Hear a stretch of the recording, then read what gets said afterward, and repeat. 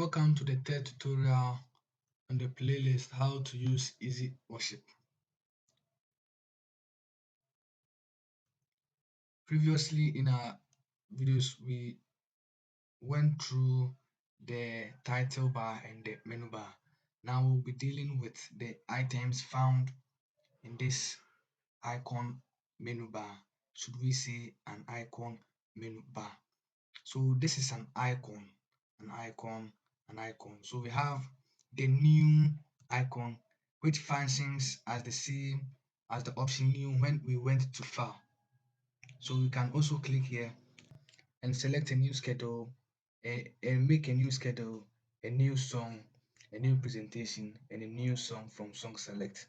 We have the open, which allows you to open the root folder for where you save all schedule files.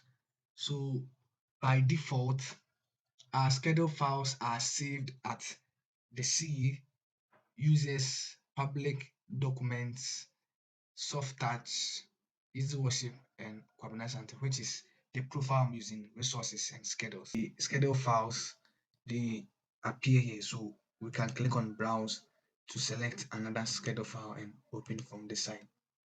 So these are the schedule files here. So when I select on open, we see the list of them appearing.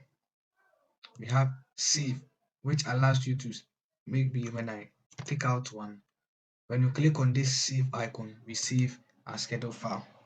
We have the store, which will open to Easy Worship website for you to purchase all the items you want. So when you click on the store, you have the media, song select, web.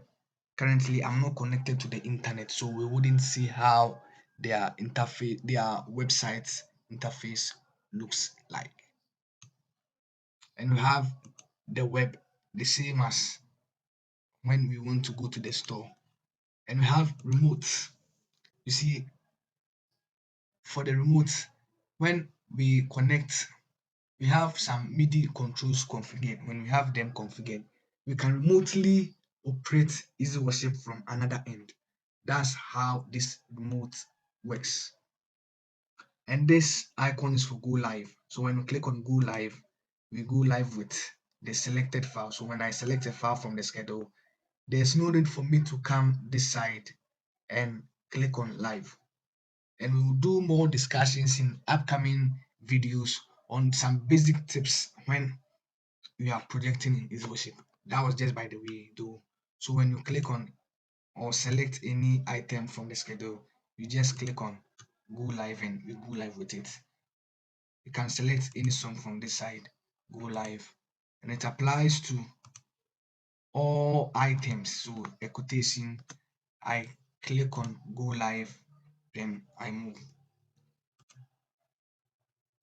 A theme, I click on go live, then I go. And that's how it basically works. And we have the alerts. So the alerts, they are into two categories. The first one is the nursery alert. The nursery alerts, let's say when I add any info, so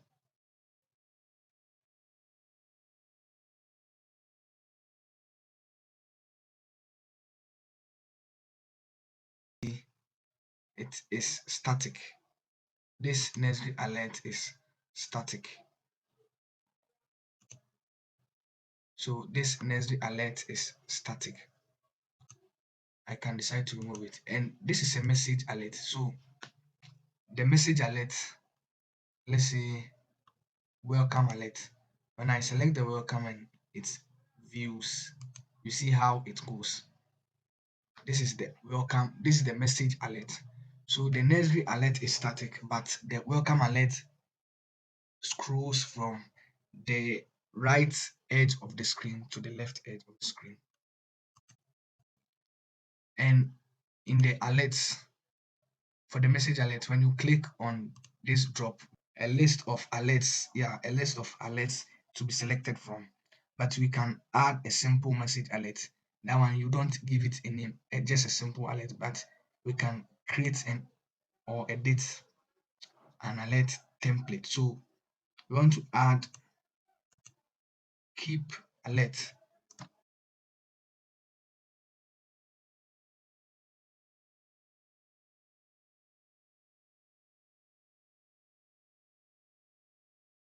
to scrolling method, so it scrolls.